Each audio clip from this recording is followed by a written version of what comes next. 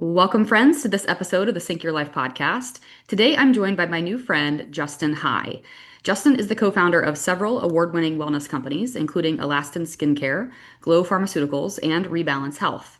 He has an upcoming book, which we're going to be diving into today. We'll make sure that we share, of course, the links with you guys as always. But I'm super excited about this. I'm excited to read it myself. I'm also excited to share it with my community of women who I know need it. It's called Stress Nation. And in Stress Nation, he explores how our tech obsessed culture is disrupting cortisol, the master hormone, and it's leaving us sleepless, anxious, and hormonally imbalanced. You guys know that I teach what I call the four-legged hormone chair. Sometimes it's taught as a hierarchy, right? And cortisol sits at the top of that hierarchy. It really is the master hormone, which is exactly what we're going to dive into today. So, a lot of women, especially in sort of this 30 to 50 era of life, right? We call perimenopause, are looking to feel better. We feel like our check engine lights are flashing. We don't know where to turn. And one of the things that Justin and I had the chance to talk about in a previous conversation is how a lot of us want to reach for right now what's trending, which is bio-HRT, right? Now there's this conversation of like, well, what bio-HRT do I need to feel better? Or what supplements should I take to feel better? Or what's the right exercise program for me in perimenopause, right? But we're not addressing stress. We're not addressing the underlying issue of that master hormone, which really affects everything. So I was just telling Justin before we hit record that he and I chatted with a podcast pre-call, and that night, a commercial for his company, Rebalance Health, came on the TV while my husband and I were watching TV. So I feel like it's divine intervention telling me that this is a message that my community needs to hear. But I'm super excited for him to just share his mission. I know his wife has had some health struggles, which has been part of his mission. So I'm going to let him dive into that story. But today we're talking cortisol. We're talking stress. So welcome to the podcast, Justin. If you will, just tell my listeners, who you are, what you do, and kind of what brought you to this research. Absolutely. Well, thank you for having me, Jenny. I appreciate it. My name is Justin, and I am the CEO and co-founder of Rebalance Health, a company rooted in cortisol and sleep. And I think the easiest way is to start with the ending, because I think that's what people want to listen to and hear first. And there's a couple of aha moments. Yes, cortisol is the silent hormone that is disrupting everyone's life and is beginning to make a name in social media, in the press, in the media, even though a lot of the information being shared is false, right? Let's put some big ones out there. Cortisol face, no such thing. Yes, swollen face is a significant symptom for someone suffering from Cushing's, but that is not in which this is being spread. This cortisol face that's been picked up is basically people waking up with puffiness. And if you're suffering from Cushing's disease, it's no joke. It is not something that is, in the main media as, hey, if you wake up with this, you have high cortisol. No, that's a very, very, very serious symptom associated with Cushing's disease. Has nothing to do with cortisol, the way that the media and social media are presenting it. So don't wake up and panic. Okay, it's fear mongering and it's not good.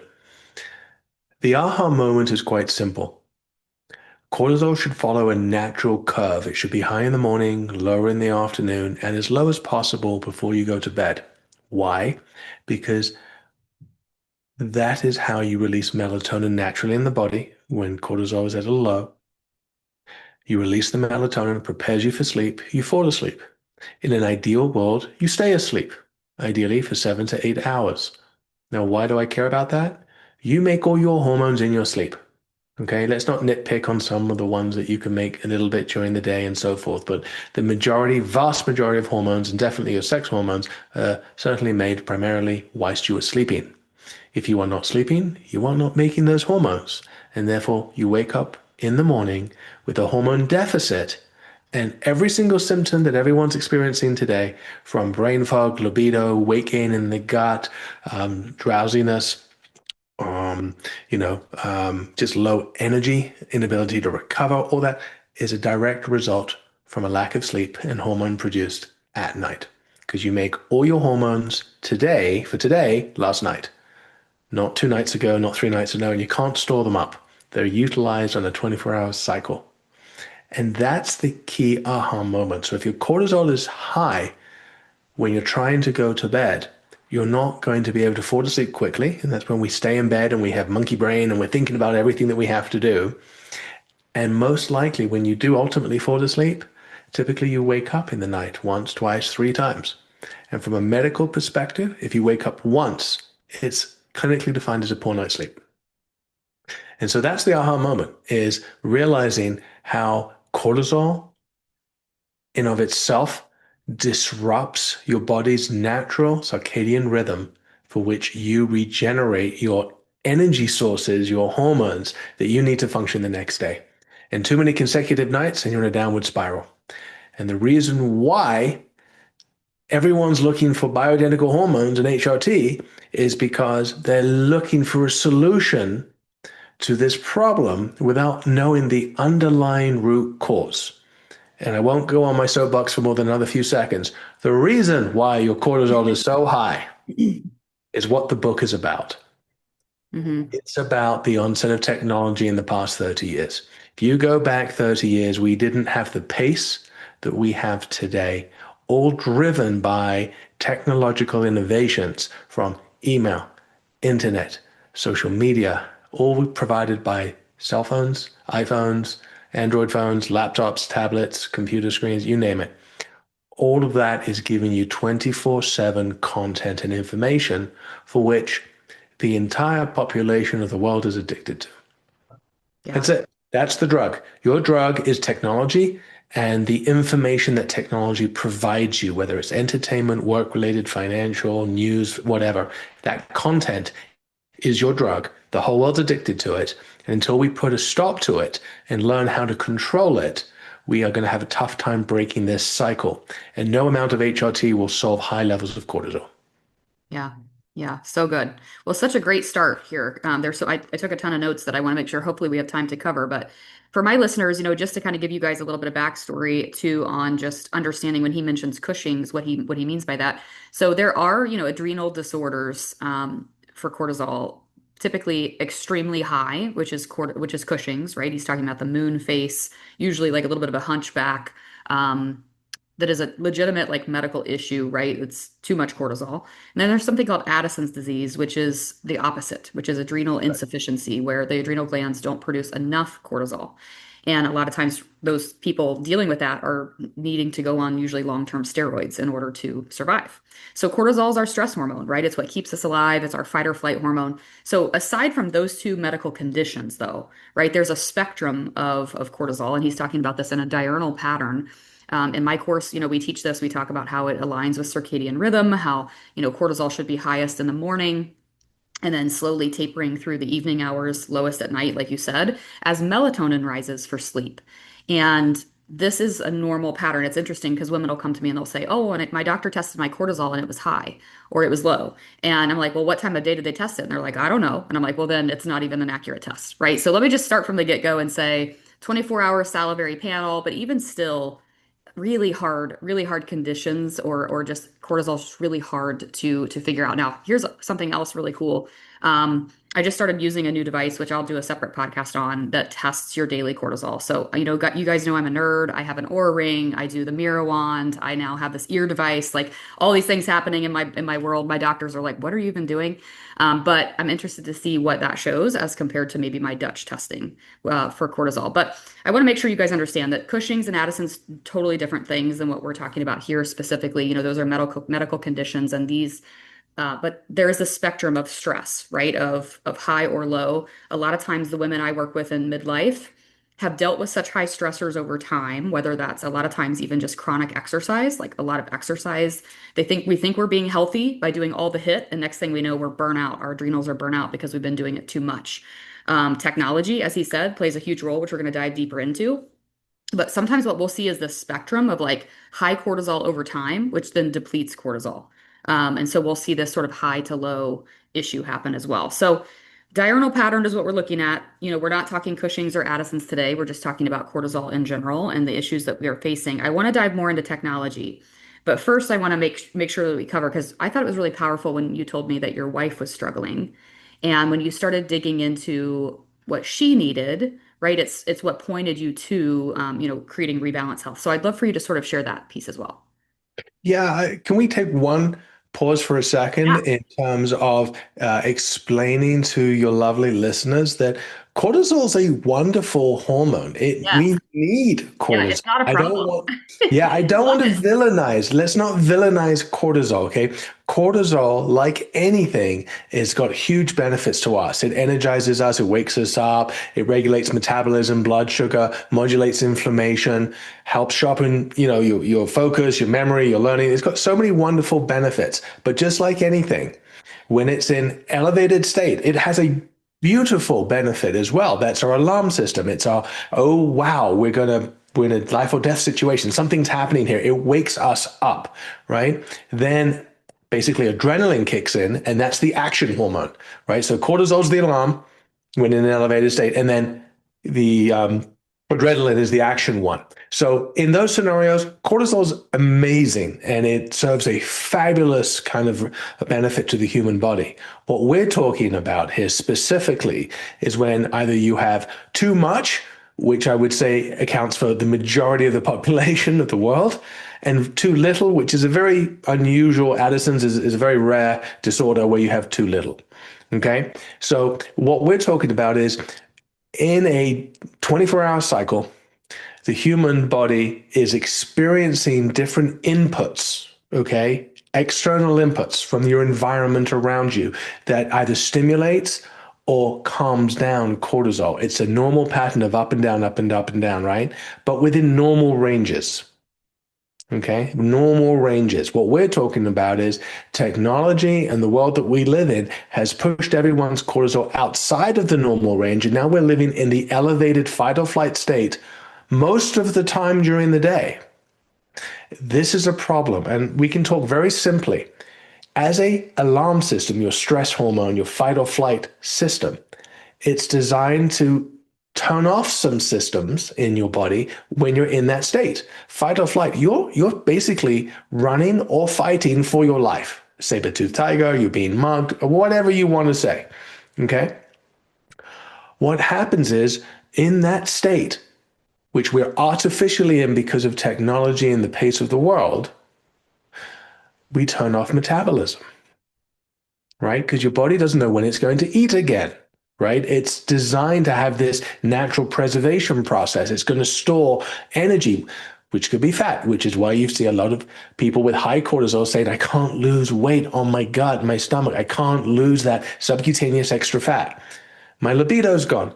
Well, you certainly don't need libido if you're running for your life, jumping from a burning building, etc., right? So it makes sense as we are artificially in this space why some of these symptoms are showing up in the human body. So it's very important to understand that cortisol is a good thing. It serves wonderful benefits to us. But too much of anything for a prolonged period of time, just like anything else, is not good. Yeah, yeah. You read my mind because I think maybe 4 or 5 episodes ago, I did an entire deep dive on why cortisol is our friend and not our enemy, Yeah. and how it's really just our inflammation control. And without it, of course, it's everything. So, but it often gets overlooked, as we've talked about, right? Especially with women in midlife, because right now on Instagram, the Mary Claire Havers of the world, I love that we're opening this conversation about menopause and the experiences that women go through, but the sex hormones are getting the spotlight when in fact a lot of issues I find women are facing are downstream effects of stress and cortisol. No Um, question. and No so question. 100% agree. we want to take that leg of the hormone chair and fix it, right? We want to we want to try estrogen. And you guys, I'm saying this as someone who's in this process myself. Like, so when I met with Justin the first time, it was again sort of divine intervention, but I've been on progesterone cream, bioidentical progesterone cream for 14 years now, and had definitely had sort of a deficiency, and it helped me over time. It helped, during our fertility journey and just with better sleep and a lot of things like migraines for me. But what's interesting is now that I'm at 41 and things are shifting for me in my body, I actually have a team of doctors that are starting to believe that maybe that progesterone all along was filling what the need of what cortisol could have done. And so perhaps maybe it was stress through exercise, stress through you name it, right? Like getting married, new job, whatever in my 20s. I actually had a doctor tell me recently, I love that your doctor gave you progesterone. I love that it's given you like great quality of life for 15 years. But what if I told you that maybe your progesterone is feeding your cortisol? They sit just one step apart from each other on the hormone hierarchy. And progesterone can feed cortisol if it's insufficient, right? And so, what if we go back in time and say, oh, Jenny doesn't need progesterone. She needs a little help with her stress or a little help with her cortisol, right? So now here I am 14 years later trying to say, whoa, like let's right this ship. Like, what? Because now the progesterone, my brain is changing, right, with menopause. So all of a sudden now it's like, I'm more sensitive to changes. And so HRT is not the solution, right? Like we've tried all these things and it's like, this isn't the right thing. But when we touch the right toggle on the dashboard, when we touch that cortisol, things shift. And so I don't want to go deep into that today, but the day that I met with Justin the first time, I was kind of in the thick of this. And this was the same day that a doctor said that to me, that like maybe all you needed all along was the stress support and not necessarily the progesterone to feed the insufficiency. So anyways, yeah, let's dive deeper into, I'd love for you to share again like what you experienced with your wife, but also we can dive more into like technology because I think a lot of people hear us talk about like, yeah, we're outrunning a bear, it's your survival hormone. Well, these days people aren't outrunning a bear, right? Like there's no bear in my yard, but there is a phone sitting right next to me all the time. It's always in my pocket, it's wherever I go. And every notification that I get on that phone brings my attention, right? It is affecting my dopamine, it's affecting my neurotransmitters. Sitting in front of blue light, right, in the evening, probably not the best choice, even with the blue light blocking glasses, right? We can do all the things like the biohacking things, but they're still affecting us. So I'd love for you to kind of touch on both if you can, and we'll kind of dive deeper into technology.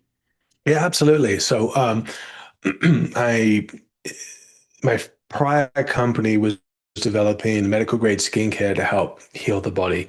And the first iteration of that formulation involved an HGH ingredient, so human growth hormone, because it's been used in Europe extensively in the medical space to help heal and speed up the healing process in the human body very successfully. Um, the feedback we initially got from the doctors that tested the product weren't keen on that, and we pivoted to peptides. And the only reason I bring this up is because we've always had an interest in endocrinology, and that was back in 2014. Come 2018, 2019, things in the hormone space got really interesting. Peptides were really becoming mainstream. People were using CJC, IPA morelin, sermorelin, all these types of different peptides to help enhance their kind of performance. And, everyone's on the journey for the fountain of youth. Around 2020, I believe, the government reclassified all those peptides as biologics and not safe for human consumption, with the exception of one. And so all of a sudden, I saw a huge peak in HRT, and it started really coming mainstream. And we were intrigued by it. And so we started doing the research as to why, what was going on. We understood the peptides, we understood the hormones, and I was just fascinated with cortisol.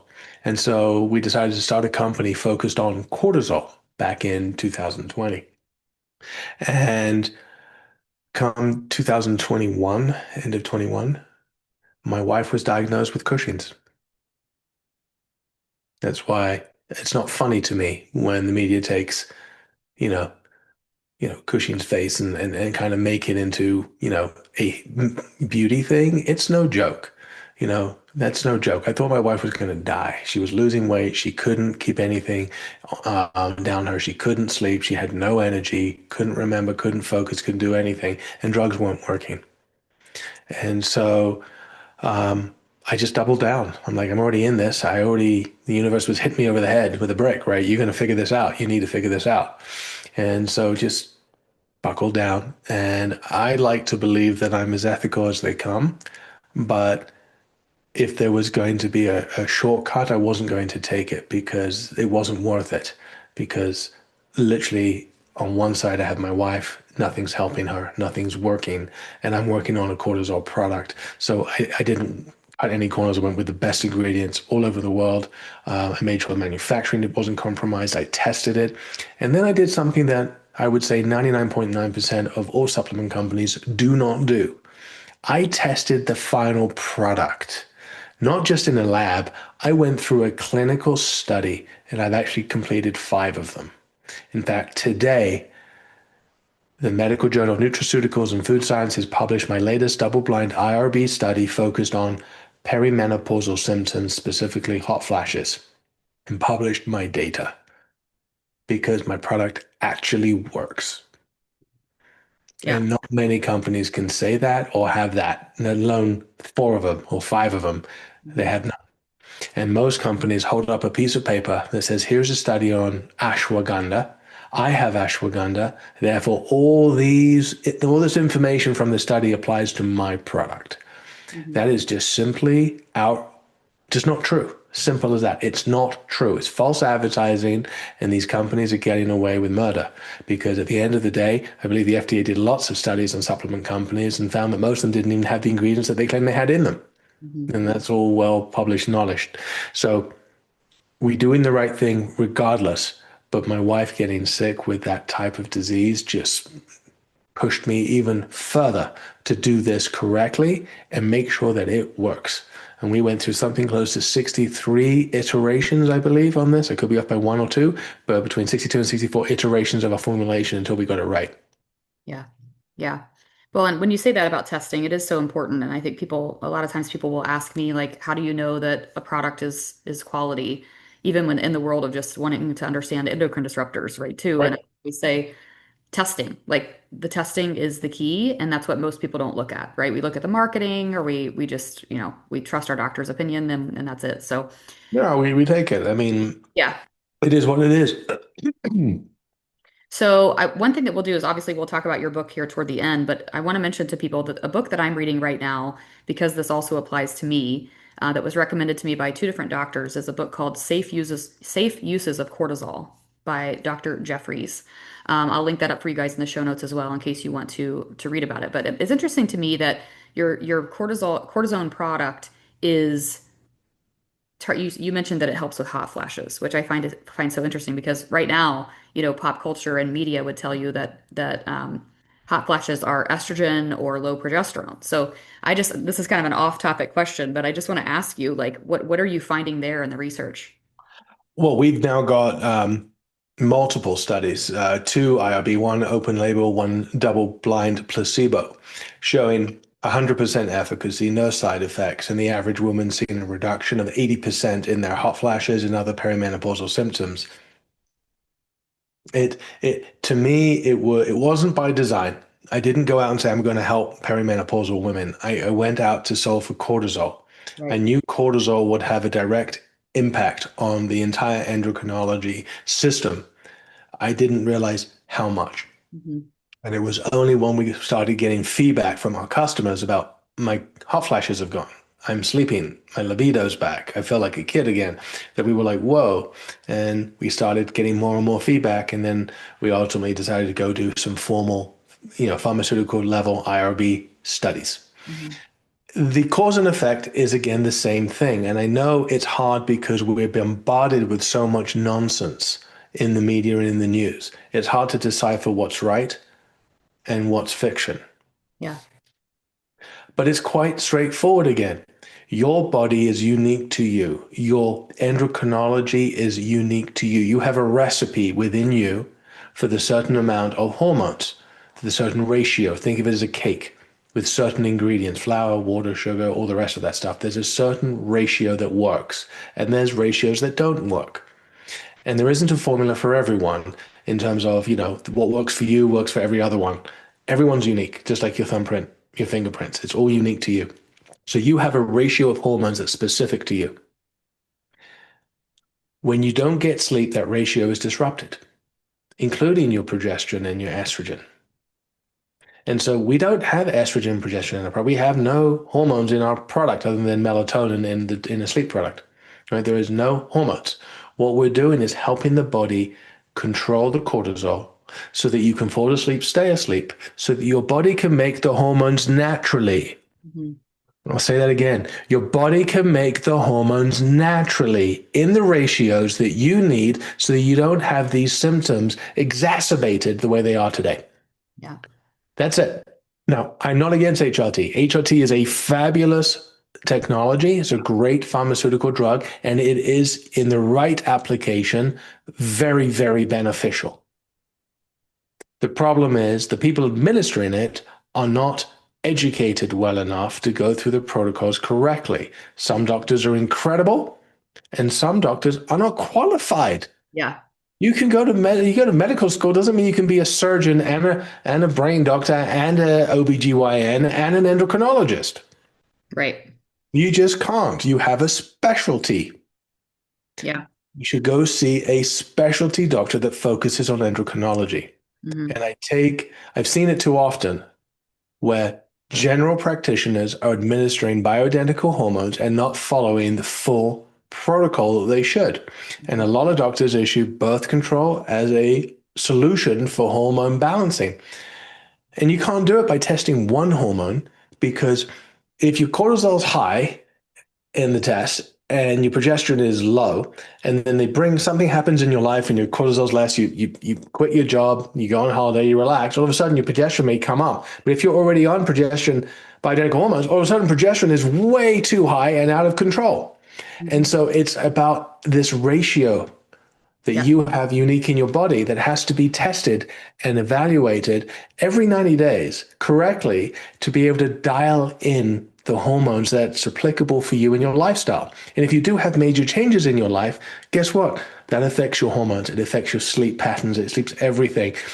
And so it's very important to be aware of this dynamic nature between sleep and your hormones. Yeah.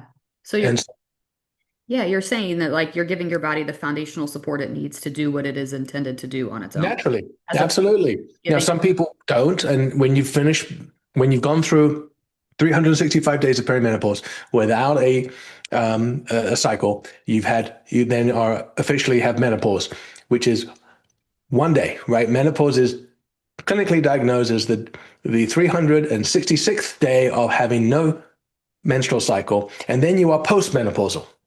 So there's a whole, issue around the correct vernacular. Once you're postmenopausal, your ovaries aren't generating the progesterone and estrogen that you need. But guess what? A lot of women don't need additional progesterone and estrogen because their body's ratio is fine.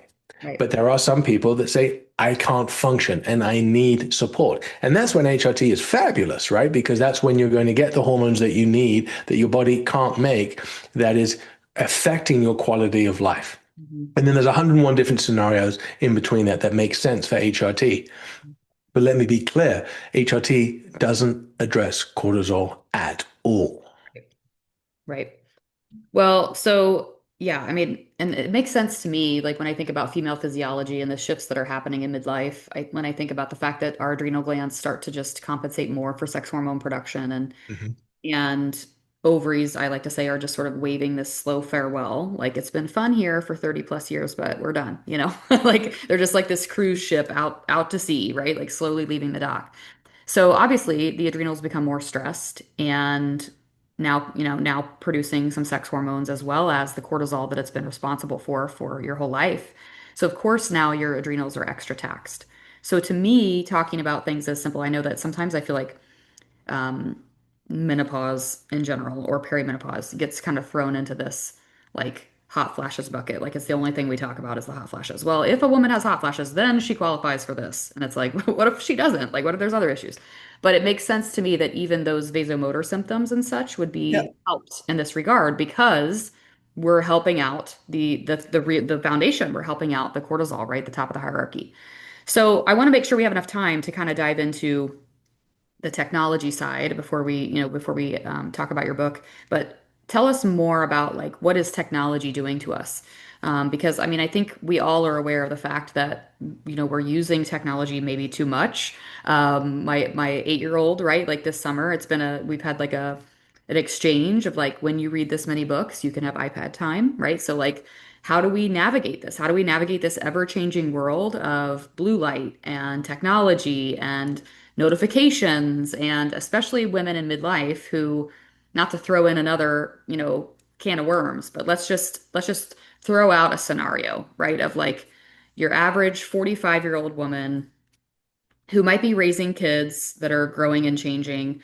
She also might be helping care for aging parents. Her body is shifting. Adrenals are now compensating more, like we said. So she's under a little bit more stress, both in her life, but also in her body.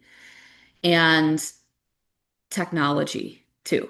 So let's kind of like bring that all together and what changes can we make in our stressed nation? What changes can we make to really improve that from the technology angle? Wow, loaded question. Um,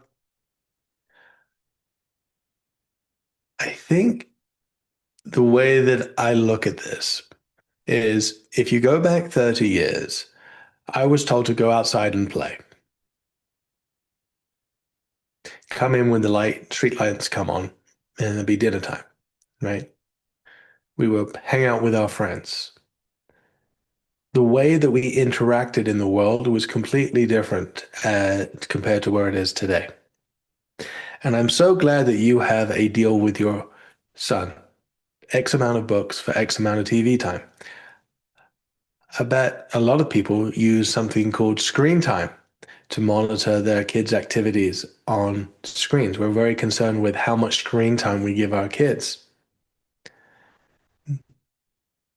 Where does it say that screen time was for kids? Screen time is for everybody, right? Everyone, including us. The way that we operate our world as of the past, what, 30 years or so is in front of screens all the time. Once you're finished at work, you drive home and you've got screens in your car. You come back to the house, most people turn on the television, they're in front of a screen. Then they go to bed, then they wake up, they rinse and repeat, right? You work out and you have some downtime, but the majority of our life now is spent in front of screens.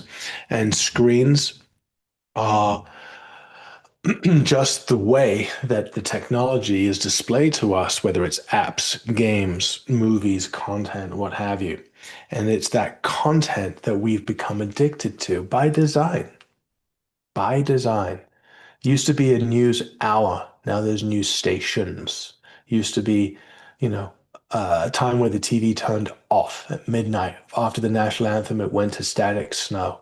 Now, 24/7, whenever you want to watch something, you can watch it. Used to be you had to go to a video store to select a video and watch it on the weekend. Now, in my pocket, I have every video ever made, every music ever made, every book ever written. And so this isn't a wonderful, wonderful, wonderful technology. We haven't been taught how to use it responsibly as human beings based on the way that our body biologically functions. That's the disconnect. And it wasn't intentional, it's the way it's evolved. But getting you addicted to a game, getting you addicted to certain apps is by design. They gamify the apps, they gamify technology. Now you've got AI into the mix as well. And talk about information giving you anxiety. Well, they talk about Google doctors, right? Everyone's a Google doctor. You go online, I've got this pain. What could it be? And all of a sudden, you come up with the worst case scenarios and it exacerbates it. And all that it has is you may have a headache, right?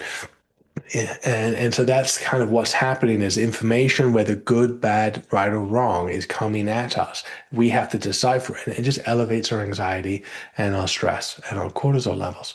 And so trying to understand that you actually need to be outside. You need sunlight. You need to ground, meaning bare feet in the earth. You need to ground.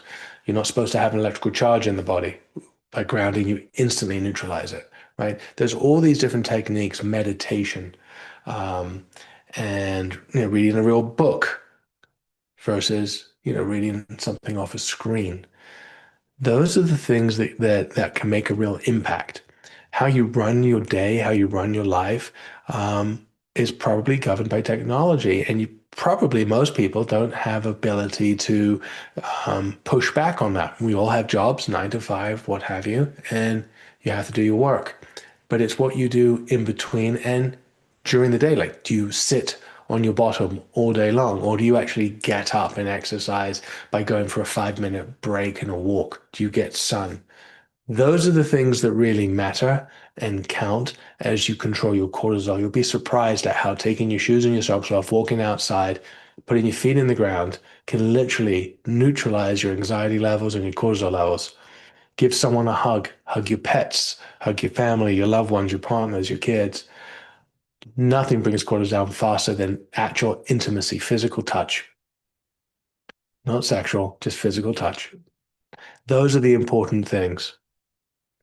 I'm going to pause for 1 second, turn off I can hear noise in the background. I don't want it to come through for you. So I'm going to hit pause. I'll be right back. Okay, no problem.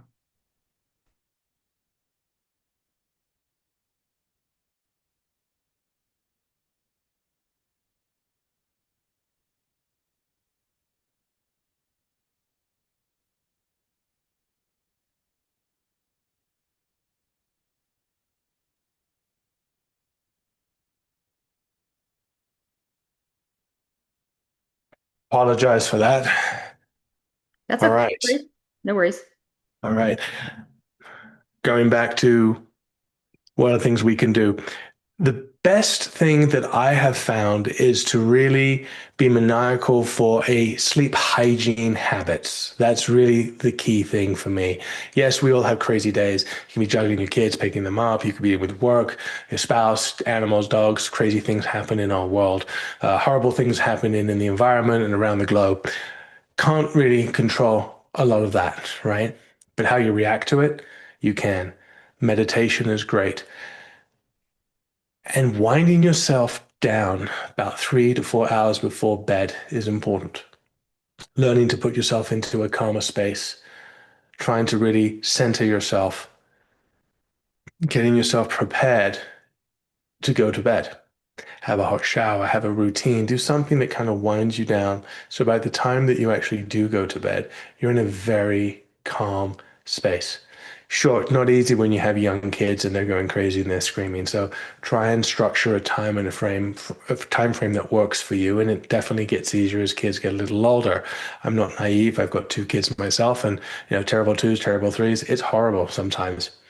And as you get older and you become in your 50s like me, and all of a sudden you worry about the kids staying out too late and are they safe and will they come home? And it's not easy. It's not like there's a magic pill that can be given. What we have is a lozenge system at Rebalance to help keep you kind of calm and mellow, but there's life that gets in the way, and learning to control that life is very important. Going to bed at the same time every night, give or take an hour or so, is very important. Try to be in bed consistently at the same time. Try and wake up consistently at the same time. Your body needs that. It is programmed to do it naturally. But the problem is all the blue light and everything else with the stimulation is causing that disruption to occur. Blue light is blue light, and we all know about it. You can wear the blue light glasses, but there's blue light being emitted from screens, from your light bulbs, and so forth. What is it? It's the same frequency as the sun. And so it's telling the body to generate cortisol because it's time to wake up and rise and get awake. And so by being exposed to a lot of blue light before you go to bed, you're just increasing your cortisol production in the body. And so we want to do the exact opposite. That's why blue light's not great. It is stopping you from going to bed, from falling asleep and staying asleep. So it's all these types of things. One other component that I talk about that people don't think about is your nutrition. If you eat a heavy meal and drink lots before going to bed, you're going to wake up. Our bladders can't hold what they used to. We're not 18 anymore, right? And so what happens is you get woken up by your bladder. So trying to eat earlier and earlier and earlier isn't just something to be made fun of. It's actually good practice because you would like to go to bed on an empty bladder so that that does not wake you up at night. That is a very big component. And alcohol is another one. Try and drink earlier on, lunchtime, mid-afternoon, whatever. If you're going to go out with your friends, that's a good time. Why? Sugar is not a sedative. People think that alcohol kind of mellows me out. Well, it doesn't. It becomes a stimulant. All the sugar converts into a stimulant and wakes you up. And so most people, when they say I've had a glass of wine, had with dinner and I go to bed, I wake up a few hours later. Well, yeah, your body basically converted everything to sugar and now you're wired and wide awake. And so it's just understanding how these things work. And it may sound like, oh my God, Justin's really boring. This is really dull and boring. Well, if you're suffering, if you're suffering, you've got to start to compromise with yourself and go, what is going to work for me in my lifestyle and my choices that are going to benefit me in the long run? And if there's one thing that I've learned through this journey is that you have to protect your sleep. Your sleep is the most important thing for your wellness and your well-being. More important than your diet, your nutrition, your exercise, in my opinion, because that's when your body recovers and regenerates. Now, Yeah. nutrition and exercise, that all helps significantly, tremendously, but it doesn't matter if you can't sleep, Yep. quality of life is gone, just gone, versus I overate and I had too much ice cream. It's not the same effect. Yeah, I tell my women all the time that like sometimes I work with a lot of school teachers, and a lot of school teachers will tell me like, well, I have to set my alarm for 4 a.m. to get my workout in because I have to I have to get ready for school and I have to be at school by 7 and all the things. And I say, well, what time do you go to bed? And they're like midnight. And I'm like, oh my gosh, you're sleeping 4 hours. Like, I love that you're prioritizing the workout, but sleep really does come first, right? And then we even have the research to show that, like, Mhm. can't out exercise poor sleep. So, to my women listening who are not getting that quality 7 to 8 hours of sleep a night, making that priority is key. I love that that you're addressing lifestyle. It's not just about like use this product, right? This is not just use this product and it will help you. It will help you. But if Yeah. you don't address lifestyle, if you don't address sleep, then nothing's going to get better, right? That goes for HRT, that goes for everything. I also love that you mentioned earthing. I made some notes about it myself just to touch on, and I'll link up a podcast I did on it in the show notes as well. But this is something that women can do, especially because as women, we are both circadian and infradian, right? We have these menstrual cycles up to a point, and even beyond that, we are still cyclical beings. So a lot of times we follow the cycles of the moon. And a lot of times women will say like, oh, my menstrual cycle is wonky, or all of a sudden it's irregular, or whatever. Well, that's a downstream effect of something else, like we've talked about, right? And a lot of times stressors are at play. And so just like jet lag can kind of throw off our internal systems of circadian rhythm, getting out of touch with nature can also take us out of touch with our own infradian rhythm as a woman. So, men and women, right, both should benefit from being in the outdoors. It's not just a female thing. But for us, when we start to see things like our menstrual cycles are irregular, or all of a sudden we don't feel ourselves, we don't have this energy, or we're dragging in the morning, or we're stressed in the morning, like these different signs of that diurnal pattern being not what it should be, right? Hmm. In the beginning, when we see that, it sounds so silly, but I like to say often, like, what if it really is this simple?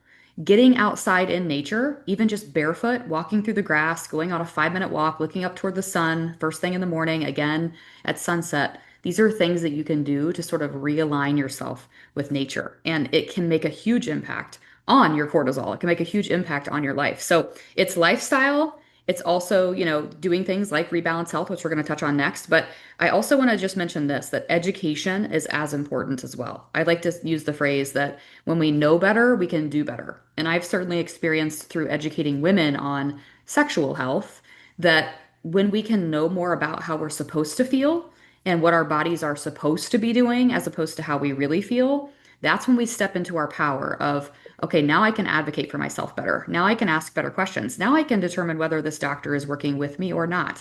Now I can, now I can pursue this journey that is my own personal bio-individual health, which is different than Jane's. It's different than Susie's, right? It's my own. And that is the key. So I love that you've written this book. I love that it's not just your products that are amazing, but you're also out there to educate, because I think if we can step into this and understand it, it helps us make those choices easier, right? Like it helps us say to my daughter, right? Like we're going to limit the screen time and this is why, right? When you read something like Stress Nation, I have to imagine that you're like, "Oh, I can't unlearn this," right? So now I know the impacts of this on my health. And so now I'm going to Yeah. automatically make better, more informed choices. So I know we're kind of running out of time here, but I would love for you to just touch on Stress Nation. Tell us, we've already talked so much here, but I'm going to point people to the book here in the show notes. I know you're launching here soon, but just tell us about the book and then also tell us, how we can find you, how we can find Rebalance Health. Give us all the goodies. Wonderful. Yeah. Again, Stress Nation is literally a why behind the journey for Rebalance Health, the deep dive into understanding how cortisol has affected almost everything in our world today from a human perspective. I mean, you talk about brain fog, libido, weight gain, energy levels, depression, it's all connected to cortisol. And so the book goes through a very simple explanation in a very humorous and nostalgic manner about where we came from, where we are, the differences between the two. When I say where we come from, I'm talking about, the 70s, the 80s, and the 90s. I'm not talking about, back in the 1500s. I'm talking about very, very close proximity in time to our parents and ourselves and our kids between those three generations, how the quality of life has shifted and regimens have changed and priorities have changed. And the book explains what that cause and effect is and how to solve a lot of those naturally, just with habits and regimen and understanding the human body and the implications of technology and lifestyle on the human body. The book is available at stressnationbook.com, and you can pre-order from any number of different sites through that website. Also, we have a free course, two free courses, in fact. One is on cortisol, and we give you a guide and some text messages on a regular basis to help give you some tips and guidances on how to support yourself. And then we also have a perimenopause survival guide. That's a 5-day educational course that we offer, again, completely for free. And you can sign up on stressnationbook.com. The goal is to help as many people as we can. That's the true goal. That's why we're giving away all this stuff.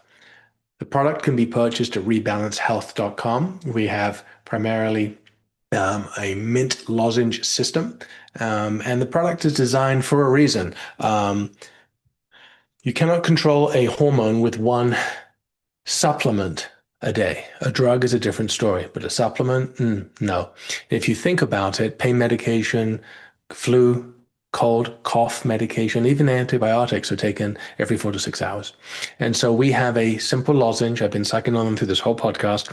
And basically, you pop them in your mouth, you suck on them, they taste like a mint, and you take them throughout the day like you would a cough drop, cough sweet. And it just kind of takes the edge off, keeps you nice and mellow, keeps you even. That's how a lot of women describe it. It keeps me even. A lot of our customers say, my family likes me again, my kids like me again because I'm not moody, I'm not irritable. I feel much more in control. I'm energized and I'm happier, much, much happier. And most importantly, I'm sleeping. Woohoo! That seems to be the number one feedback we get. And you can purchase the products at rebalancehealth.com. There's man mints for men. There's Meno mints for women going through menopause, perimenopause. And there's mellow mints for both men and women. They are safe for teenagers if they'd like to take them. And then we have two products for the evening called Dream. One's with melatonin and one is without melatonin. Love it. Love it, love it. This is so good, you guys. Okay, so I've got notes for all of this. I'll put in the show notes for you. So you guys can grab the book. You can grab Rebalance Health. Like I said, maybe tonight on if you're watching TV, maybe you're not because of the technology conversation today. But if you are, maybe the commercial will pop up even for you and it'll be a sign that this is something that you should try. I just have to laugh that you said you have a perimenopause survival guide. It made me think, oh no, are we going to make it? Like, are we going to survive perimenopause? But trust me, I ladies. think I think we named it that way because you want to survive all the nonsense. With so much fear mongering going on, there is no diet for perimenopause, there is no exercise regimen, and there's so many people preying on women that are suffering because they're convinced that there's a special exercise or diet that to take. There's nothing wrong with you. It's a rite of passage like puberty is. There's absolutely nothing wrong with anyone going through perimenopause, menopause. It should be celebrated and honored. And the problem is, we're suffering because we don't have the right information being shared. And that information is not difficult. We've shared it today. And all these other people that are doing these special exercises and these special diets, they should be ashamed of themselves. Well, it's funny that you say that because I did have another interview right before you and one after you, and the person that I met with before you had also said the same thing that right now perimenopausal women are the most preyed upon women out there in marketing because everything now, like it's funny because there's one particular program that comes to my mind that has been around for maybe 5 to 10 years as sort of a diet program or a fitness and diet program that has just existed as a program, and now all of a sudden, because hormone health is trending, it's being marketed as this perimenopausal program or this hormone health program. And it's like this, no, that's just a change in marketing, right? So I'm seeing so many women like fall victim to this. And so I'm so Yep. grateful that you said that. So it matters, you guys. Quality of ingredients matters. Testing matters. Education matters. Lifestyle matters. All this stuff matters. So the people who are telling you the truth are the people who are not afraid to say lifestyle comes first, which is exactly what Justin has addressed today. So, Justin, it's been a pleasure to meet you. Likewise. Sure that we have all of the stuff linked up for my listeners as well as your social media websites, etc. But you guys, if you have any questions, reach out to Justin or myself. Otherwise, check out these amazing things that he has in the works. I hope you learned something today about cortisol, about stress, about how this impacts your health. Until next time, we'll talk soon. Thanks.